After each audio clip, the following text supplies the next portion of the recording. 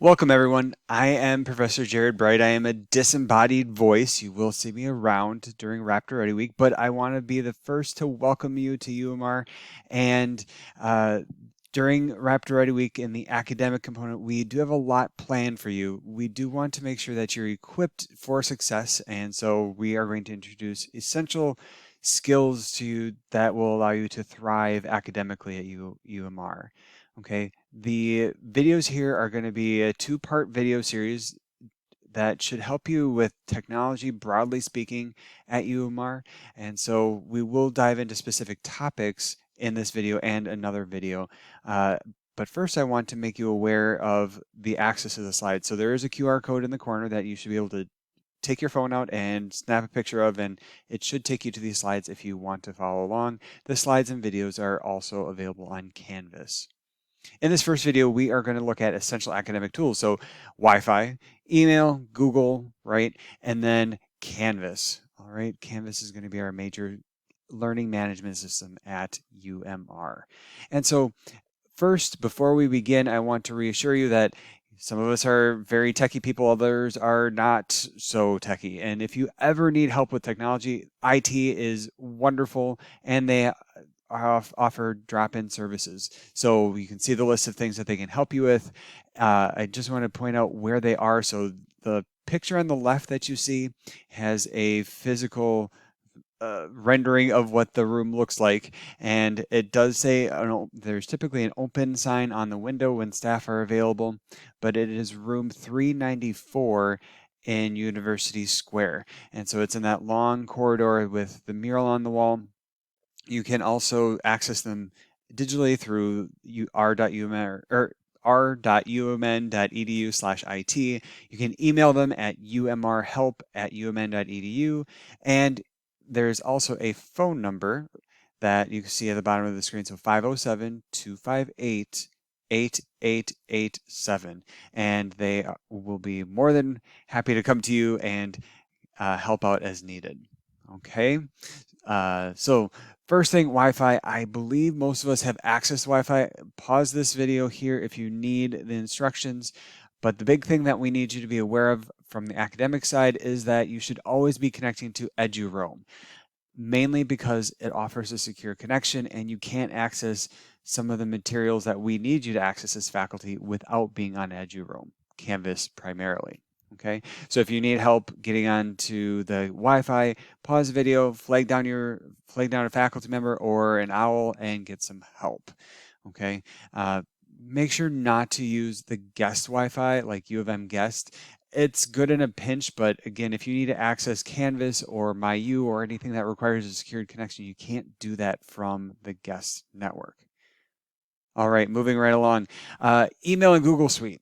Okay, so I imagine we have probably logged in to our email and seen many notifications from Canvas, perhaps, but the main suite that we use at UMR are the Gmail app. Okay, we are Google University, so we use the Gmail app, the Google Calendar app, and then we encourage the use of Google Drive to help maintain files as much as possible. So the big thing here is that you will need to log into these different tools using your U of M credentials. All right, so your internet ID and password that you would log in to MyU with.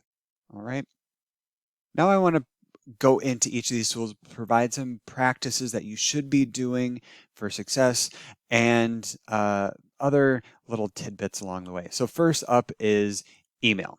Okay, so email, you should be checking it daily. You can sync the email app to your mobile device. If you are a Android user, you probably will have to install a Gmail app. If you're an Apple user, you can add it as an account to your existing app. There is a whole web page that is linked if you are viewing the slides that will allow you to go through step-by-step instructions on how to do this. Also, in your emails, you should be practicing formal communication with UMN staff. So whether it be your coach, your faculty members, always practice formal communication. So hi, so-and-so, body of the email, and then do a signature. Okay, and I always encourage you to explore settings and stay connected with email. So just so we're all doing this, I will log in with you. So you go to mail.umn.edu. I'm using an incognito browser just because it automatically authenticates me if I use a different browser. And there we go. Has my password and stuff saved. You will need to authenticate with Duo. Okay. And you should be able to do this weekly. And so I'm getting a message on my phone that I'm just saying, yes, that is my device. And then I should be able to log in, and you will see my email here shortly. And shortly, maybe. There we go. So you can see a bunch of emails. And then you can feel free to use settings, right? You can go into see all settings, and going through this stuff is actually kind of useful, and you generally have to do it once and you're done. And this will just help you be organized. Okay. So email is a wonderful thing. Check it daily. You sync it to your device if you wish. That is up to you. Okay. Calendars. Okay, one thing that we use a lot of at UMR is calendars, and there's multiple calendars, but I find that Google Calendar, or the calendar available through the Google Suite, is kind of a nice place to put everything. Okay, and what I want you to do is maybe pause this video and go in and add your class schedule. So you can go into MyU, address is right there, myu.umn.edu, go into academics, and then you should see your classes for, this is a screenshot from fall 2021, but fall 2024, or whatever semester it is. And I would say add your work schedule appointments, and then we'll talk about just ask calendars later on. So let's do that together, and I'll just show you what I have. I love calendars. I'd like to think it runs my life, but really I hope it doesn't. So you get to see my calendar for the week, and first thing I want to point out to you is on the left-hand panel, you can see all of your calendars. So the one that is checked that says my name, Jared Bright, is shown in red. And if I were to add an event, say right here, right, I can just click and type in an event. A whole bunch of settings later, if you wanted to repeat, like for a class, okay, you can come down here once you go into more options and then do, it repeats whatever, or you can customize that and say, it repeats on math classes. If you're in a math class, typically on Tuesdays and Thursdays. And then you can say, okay, so it repeats on those days, ends on whatever. I think the semester ends, not in January, December 12th or something like that.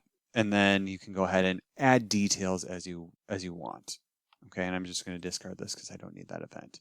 But as you can see on my calendar, when we get into the semester, I already have my own calendar set up for a decent part of the fall semester.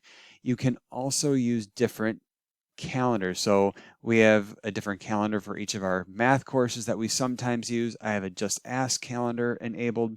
So you can create different calendars for different things. You just have to go in and add a calendar, which should be under Create.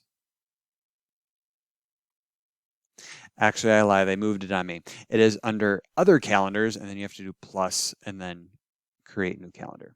Okay, so calendars, super useful to help organize your day, your week, your life. I strongly encourage you to use that. All right, so that's the second essential tool that might be a little new to you. Drive. Okay, so Drive, Google Drive, lovely place. Think of it as another hard drive for you to put your files in. And when you go there, you can create Google Docs, slides, sheets, whatever you need. It all stays in your drive. It is connected to your university account. So as long as you maintain your university email address, you have access to these files. Okay. And folders, yes, please, please, please organize your life. It makes everything much, much easier. So again, to access your calendar, I'm just going to go into, so I'm looking at my calendar right now. If you want to go to that array of dots, the grid of dots, it's your apps, and then you see your mail in there, but Drive is also an option. You can also go into Sheets and Docs and whatnot. And so here, when I open up my drive, I already have a lot of folders made. And yes, if you scroll down, I do have some things that are not foldered. I probably should at some point, but they're there. So, you know, ideally a lot of things are in folders, but as we go into, oh, let's say one of my past courses, CLI 1000, you can see I have, maybe you want to create a folder for fall semester, and then you have each of your classes in there. And then you can put in, if I wanted to do like a new document, I could go to new, I could create a folder, or I could go and open up a Google Doc and work in there. My guess is Google Docs is fairly quick and easy to learn. So you will get introduced to those over the course of Raptor Ready Week and your fall semester courses. So if you have questions, literally 99% of the university staff and students can help you with starting a Google document or sheets or a slide or even a form. All right. So just know that Google Drive is a place that you can put everything, all your files related that you generate as a part of Google Docs, etc. Go there, try and stay organized. And the last essential tool that we will look at in this video is a biggie. It's Canvas. Okay, some of you come from different school systems, maybe use Moodle, Blackboard, D2L, something. But here at the University of Minnesota, to organize all of our coursework, we use the system called Canvas.